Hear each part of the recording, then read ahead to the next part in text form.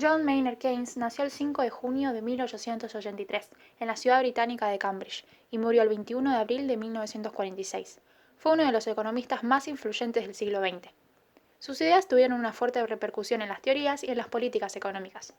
La tesis principal de Keynes era que el desempleo durante la Gran Depresión, que fue una gran crisis financiera mundial que se prolongó durante la década de 1930, fue el resultado de una demanda decreciente. Y se postuló que la solución era reanimar la economía a través de la inversión pública, una política keynesiana promocionaria, por ejemplo, las obras públicas como la construcción de presas o carreteras. El keynesianismo se basa en la intervención del Estado, defendiendo la política económica como la mejor herramienta para salir de una crisis económica. Su política económica consiste en aumentar el gasto público para estimular la demanda agregada y así aumentar la producción, la inversión y el empleo. Keynes fue el economista que popularizó la idea de que el consumo es el motor de la economía.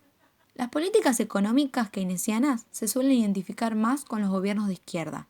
Keynes señala que la principal causa del desempleo no se encuentra en el mercado de trabajo en sí mismo, sino en el mercado de bienes y servicios.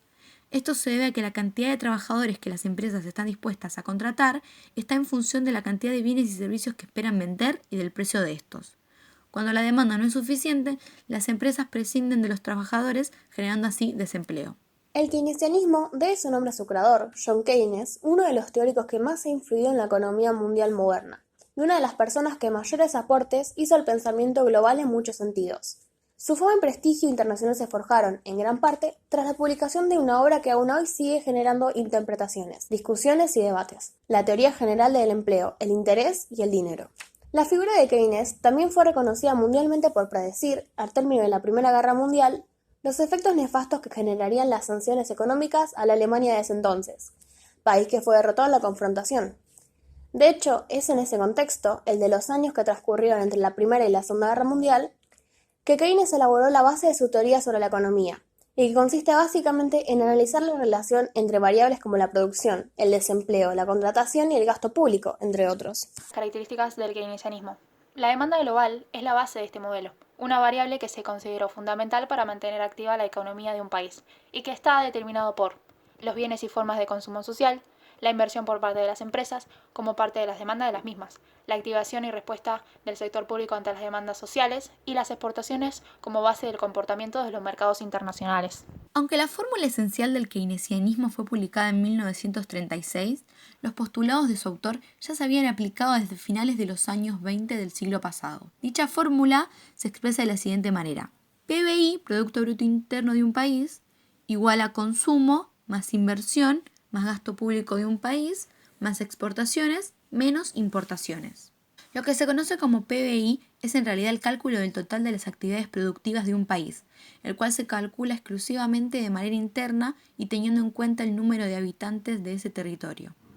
Existen dos tipos de desempleo. Está el involuntario, que se da como consecuencia de dificultades momentáneas de la economía. Estas pueden ser, por ejemplo, el tiempo que demoran los trabajadores en encontrar un nuevo empleo, o el tiempo que los jóvenes necesitan para acceder a su primer empleo. Todos estos son motivos menores y pasajeros, según los marginalistas. También está el voluntario, en el que los trabajadores prefieren el ocio al empleo, o que se da también por las regulaciones que traban el funcionamiento del mercado, como los convenios colectivos de trabajo o el salario mínimo. Si los sindicatos y el Estado no intervinieran, los salarios podrían bajar libremente hasta el punto en el que el desempleo desaparecería, ya que, a un salario menor, mayor será la disposición de empresarios a contratar obreros. Keynes postuló que el desempleo involuntario puede ser permanente y que los obreros de los países en crisis tampoco consiguen empleo a pesar del bajo salario, ya que la demanda efectiva es insuficiente. El desempleo, según Keynes, se da como consecuencia de la insuficiencia del consumo global. Por ello, este debe ser aumentado a través de la estimulación de la demanda, que a su vez requiere una reducción de los impuestos y por lo tanto las familias tienen más dinero para consumir. Otra forma de combatir el desempleo es bajando el interés de manera que los empresarios hagan más inversiones, o a través del gasto público mediante la administración pública y los presupuestos del Estado para que se construyan más hospitales o escuelas. Por ejemplo, el tiempo que se fomenta el intercambio comercial internacional con la disminución cambiaria.